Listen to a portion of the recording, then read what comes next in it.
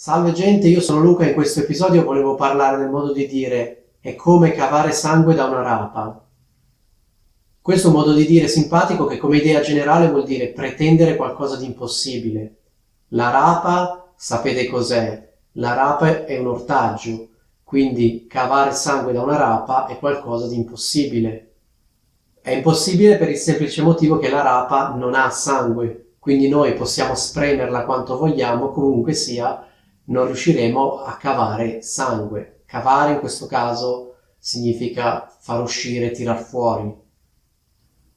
In particolare questo modo di dire viene usato quando si pretendono determinati risultati da una persona che risulta evidentemente incapace di fare determinate cose. Quindi magari se c'è una persona che fa determinate cose, noi le diciamo più volte di non farle, poi però cosa succede? Non otteniamo nessun risultato, nel senso che questa persona continua a fare quello che faceva prima e ci rendiamo conto che in realtà probabilmente la sua natura è quella, quindi è inutile che noi continuiamo a dirgli magari di non fare determinate cose, perché è come cavare sangue da una rapa.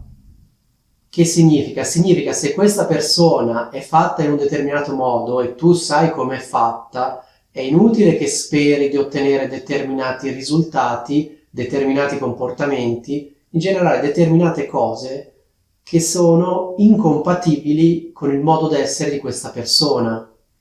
In questa analogia il sangue sarebbero i risultati che speriamo di ottenere, ma che evidentemente non possiamo ottenere perché questa persona evidentemente è fatta in un determinato modo e quindi le nostre speranze sono vane. Così come è impossibile cavare sangue da una rapa, così è impossibile ottenere determinati risultati, determinati comportamenti da determinate persone.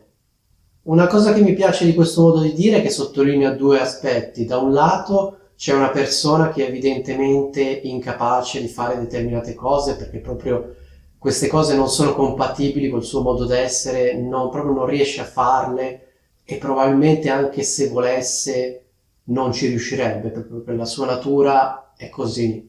Non importa quanto si spreme una persona.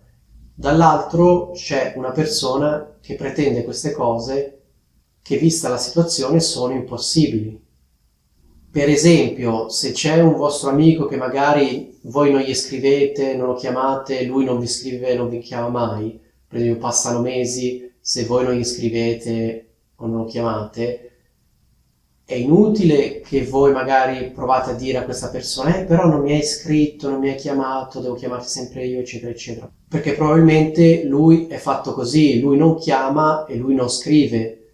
E non importa quante volte voi gli ripetiate chiamami, scrivimi, perché non mi scrivi, perché non mi chiami, perché questo è come cercare di cavare sangue da una rapa, cioè l'amico è fatto in un determinato modo e voi cercate di ottenere delle cose che sono incompatibili col suo modo d'essere.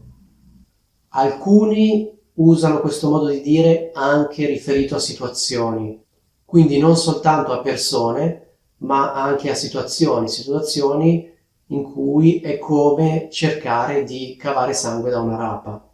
Io sinceramente l'ho sentito per lo più riferito a persone. Spero che questo modo di dire vi piaccia e vi saluto.